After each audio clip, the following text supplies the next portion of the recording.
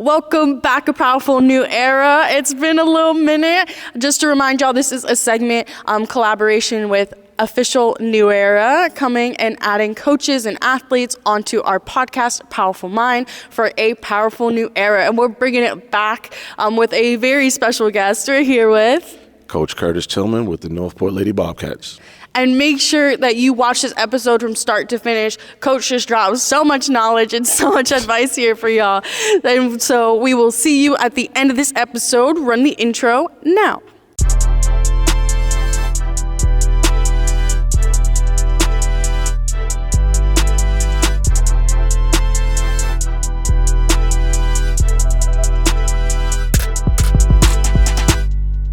But we're very excited to be here with you, Coach. Finally, we actually were able to collaborate with Coach in this summer with the New Era League and the Northport women's basketball team. So we are so excited to pick your brain a little bit and talk everything about Coach and the program. How are you? I'm all right. Thanks for having me. Finally glad to be here after, 5-6 attempts to do this. It's pretty cool. It'd be like that sometimes, trying to match up. Right.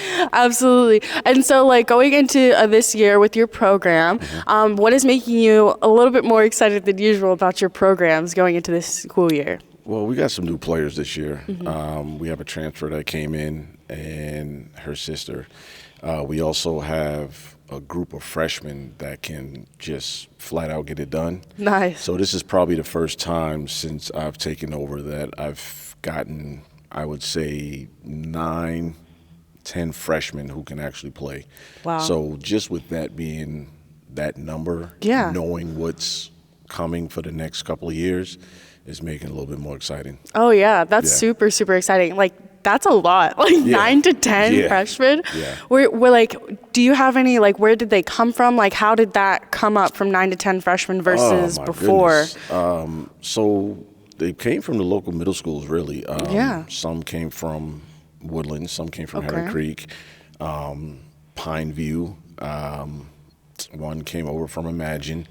So, plus kids who probably moved into the area that we didn't know about. Yeah. You know what I mean? So definitely. That was just a bit surprising.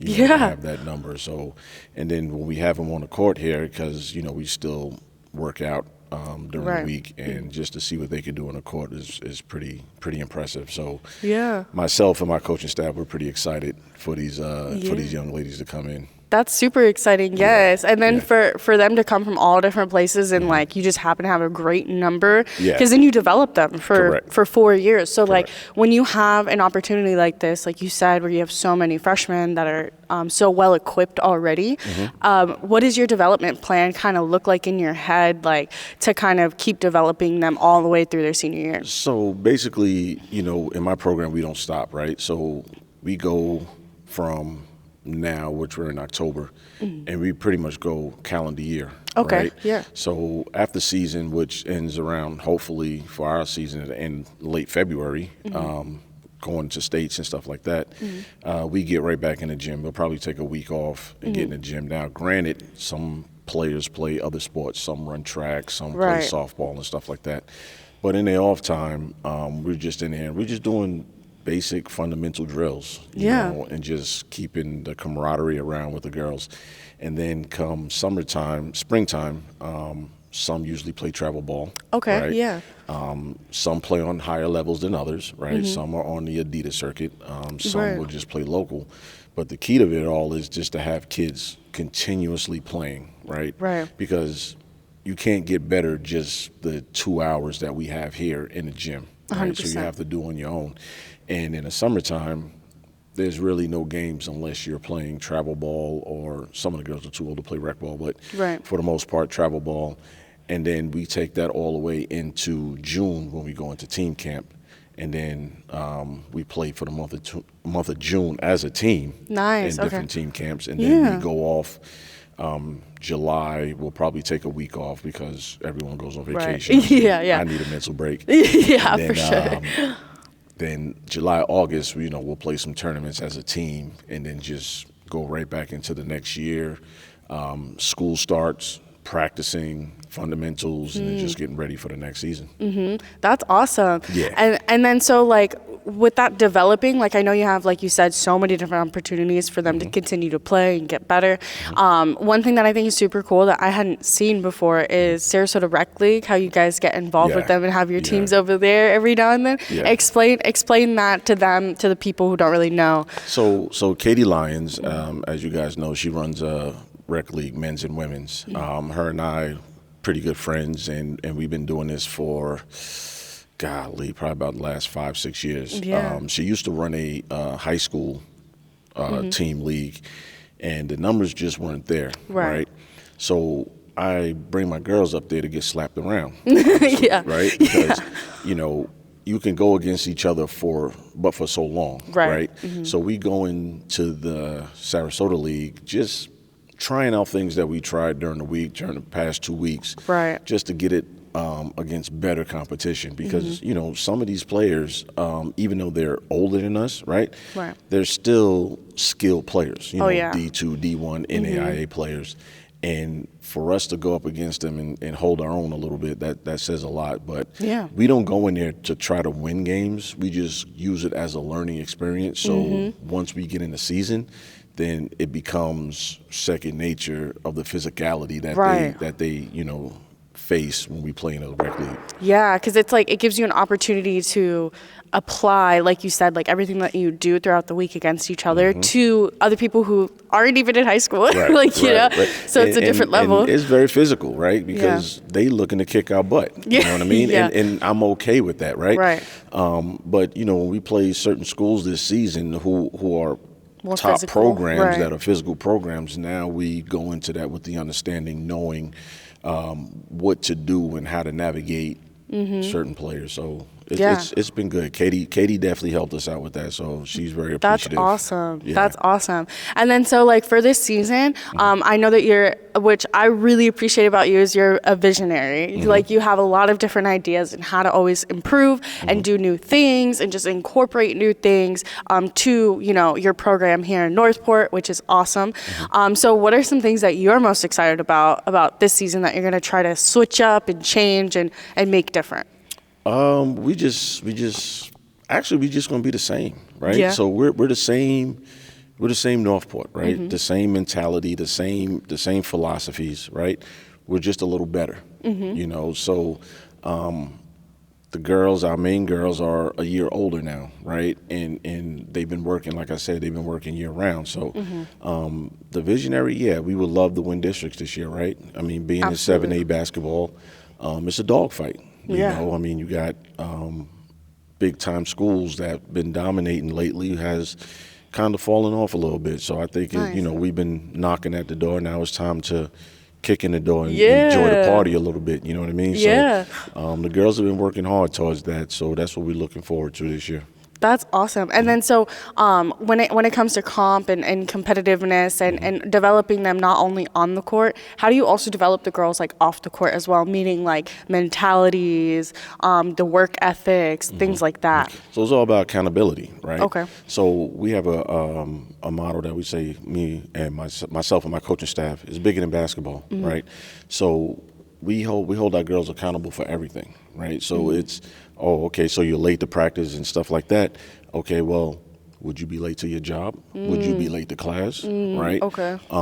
I can't do this move. Okay, well, let's say you got to do a math test. You'll do everything you have to do to study for that math test to get that A, right? Right. It's the same thing, right? So we apply it both ends, you know what I mean? So it's all about, you know, just having them just, you know, understanding what we're trying to give out, apply it to everyday life, and then they just become great human beings. Like every player that I've coached over the, 15, almost 20 years of doing this have all become great human beings, you know, and it all starts with just holding them accountable for their actions. And that's what we need today. You know, a lot of kids are not being held accountable, and everything they want has becoming easy, right?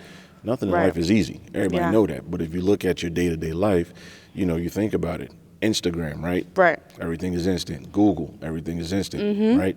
So it's hard to work for things, right? So we're just showing our girls in our program and even former players work for it, right? And then bigger things will come and things will be better for you. Oh, 1,000%. And then how does that feel for you, like fulfillment wise, right? Because I'm sure it feels super fulfilling for you. And also, like, what is your why? Like, what is the reason that you continue to coach and continue to develop all these youth? So, there's 3 levels of coaching, right? There's coaching for the kids, there's coaching for ego, and there's coaching for money. Okay. Right? Yeah. So, you got certain coaches out there that's just, you get a squad of top-notch players and you stand on the sidelines and you start screaming and yelling and, oh, I'm a coach, I'm a top-notch coach, right?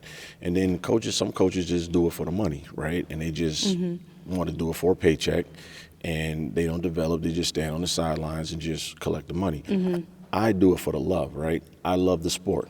Right? That's awesome. I love the kids. I always say I go in the season with 20 daughters, right? In the past, I had 15 sons, right? Yeah. All my former players call me Unc, Yeah. I'm everybody's uncle now. Right. All my former players call me Dad. I still get the happy birthday text from players 10 years ago. Yeah, that's beautiful. The happy Father's Days, just the hey, coach, how you doing type text. So the thing is, we want to use basketball as a vessel, right? We all know not everybody's going D1, right? Not everybody, and the percentage is less than that to make it into the WNBA or the NBA, for boys, right? Yeah. So I always tell my players, take this round basketball and have it pay for your education, right? And then become a good human being, right? Whether I got former players who are cops and some came around and end up coaching themselves, being coaches. Okay, and, some have families now. Some of my players from years ago have children of their own, and having their own little family of their own, right? So it's just using that instead of having college debt and paying all this college tuition and stuff like that. Use basketball to pay for that. So now you can get your education for free. Yeah. And just go on and live your life and become a great human being. And as long as I see you out of the newspaper and into some mess, I'm fulfilled.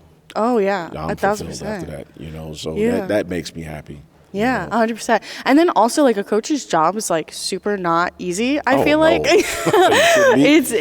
there's so many different, like, struggles and so time consuming and you sacrifice a lot of your own personal life to be a coach, right? So, like, besides, like, obviously the fulfillment and everything is tremendous, and that is a huge pusher as to why I can imagine why you continue to do what you do. What are other whys for you? Like, why do you do what you do? Why do you continue to push?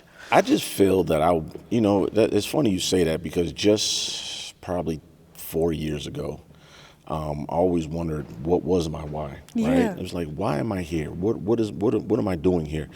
And it's just to be here as someone for the kids, right? Just to be a big brother or a dad figure or someone to talk to, because I tell you what, about 2 or 3 times during the season, I have a sit down with my kids, right, with the players and myself and my coaching staff. We have what we call the round table, right? And we just sit and talk. And you wouldn't believe the type of pressures that these players go through, right? And just to hear them say, well, my parent, has not came to a game yet, or I'm stressed out over this math test or something like that, right? And we just come and just help them just navigate. And I feel that's my why, right? Yeah. Because we actually love the kids. Yeah. Right? These are, like I told you before, these are like our little daughters. And then become little sisters or whatever have you.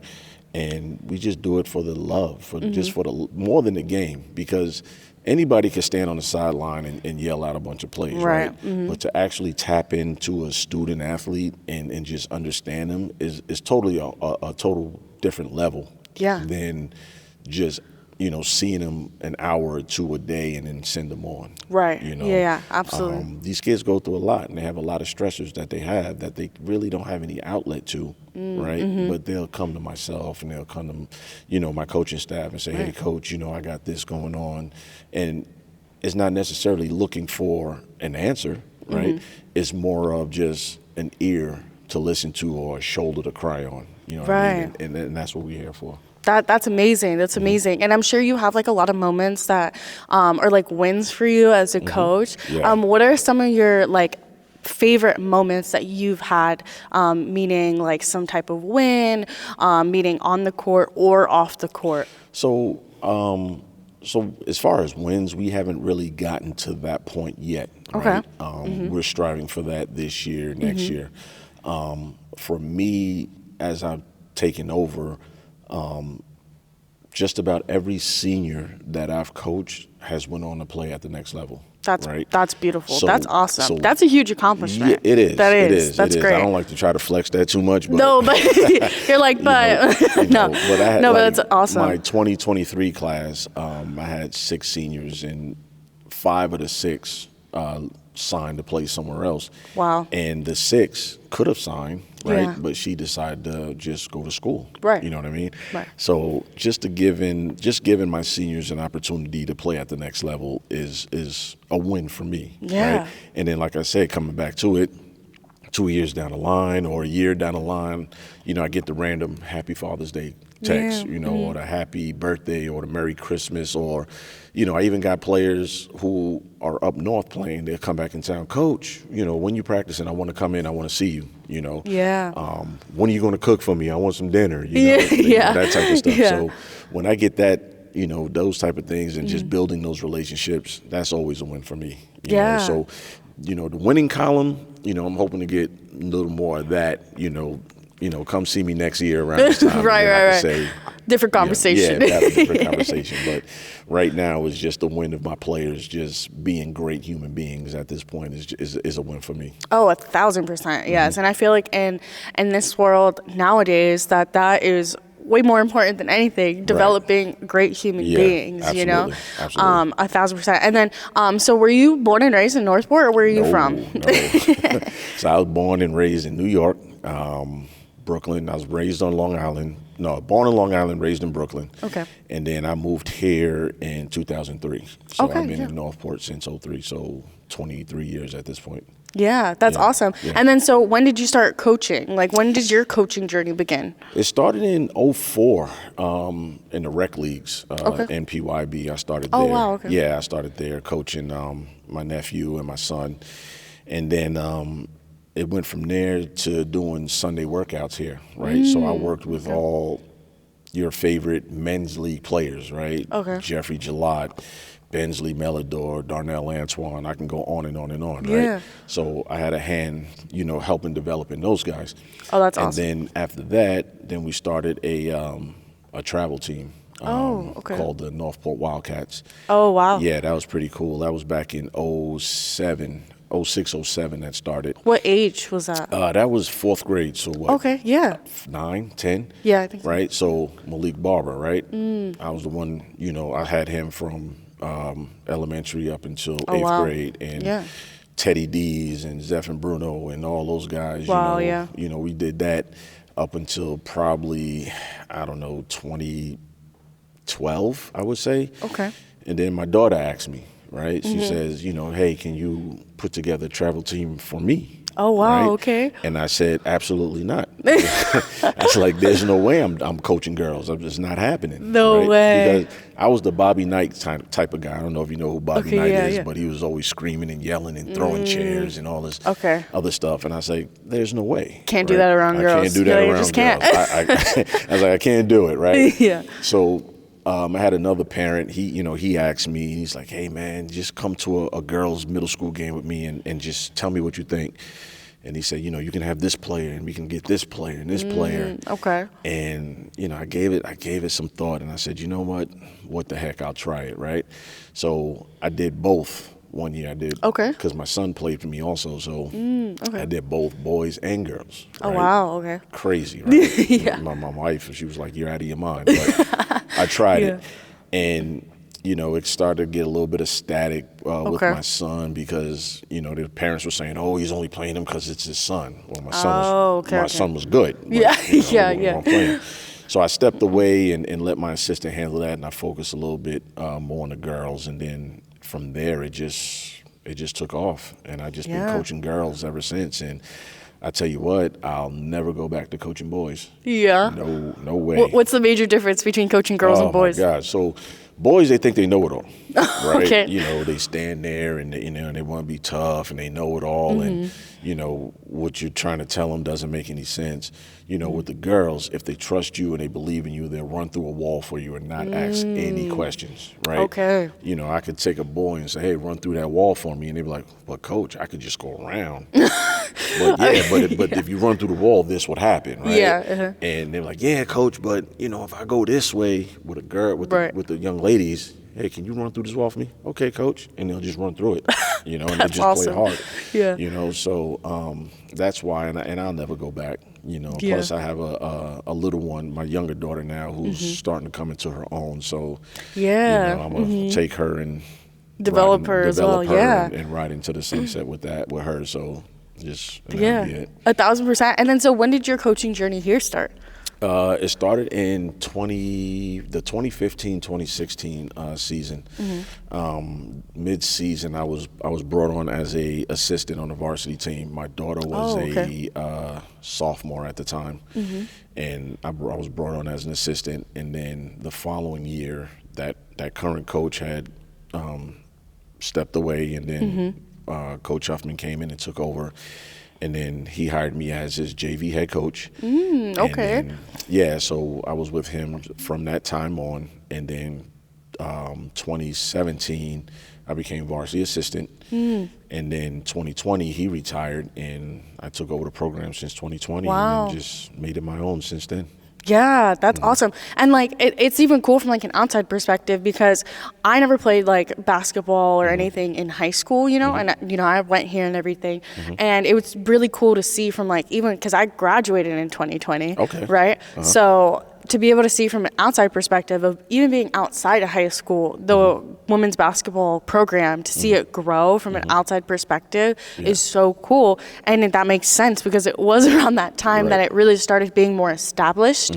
And so that's awesome to hear. Definitely. Yeah. So when you have a player like, you know, Imani Jefferson, who graduated in 2020, I mean, she was the best player in probably the state at that time, or one of the best players. When we were younger kids, it was the same way. Like I played basketball in like middle school, and we were on the same basketball team. And even then, like everyone just knew. Yeah, she was a monster, right? Yeah. So, you know, in this area, like, team goes through waves, you know, like between, like, I would say my daughter's junior year, going into 2020, you know, we were one of the top programs around, right?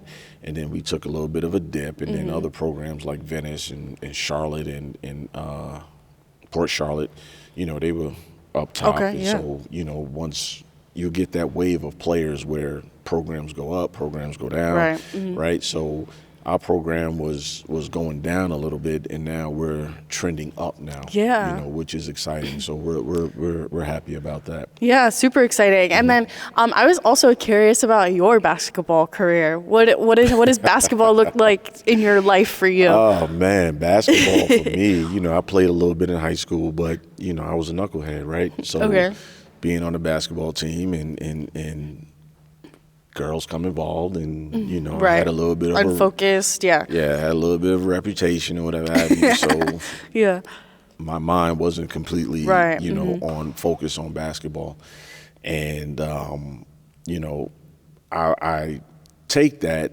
and bring it here and try to tell the players, you know, don't get sidetracked. You know?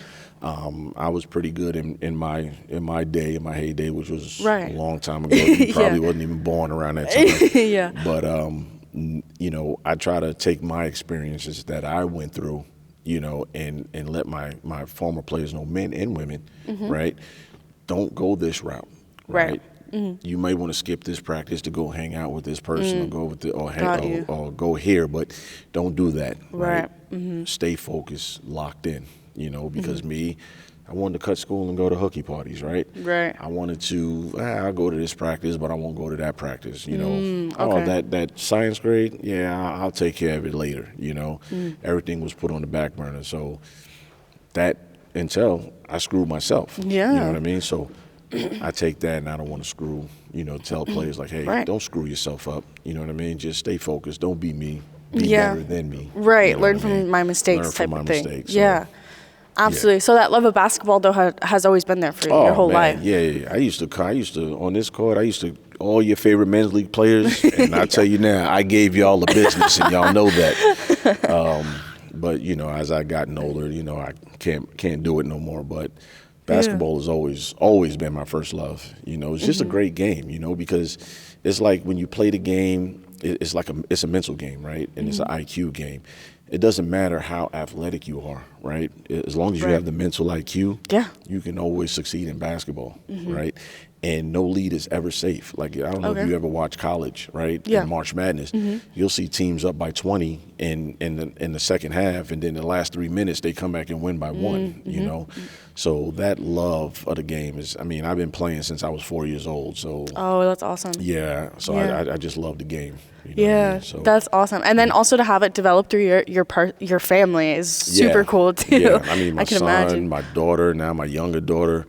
My uncle played, my dad played, like the whole, it's just in the family, so it's always been there for as long as I can remember. Right. No, absolutely. And then so also like kind of tell everybody like what exciting things you have coming up this season, what this season you want it to look like or what it's going to look like for you guys. Kind of tell them, get them a little excited about what's to come right now. We got some new players, we got new players in, something to be excited about. I think we have the best backcourt in the area. You know what I mean? So, we have a little dynamic duo with Riley Richards and CeCe Beals. But the supporting cast around it is good too. So it's going to be some fun, exciting basketball. I love for the fans and friends and families to come out, support the ladies this year.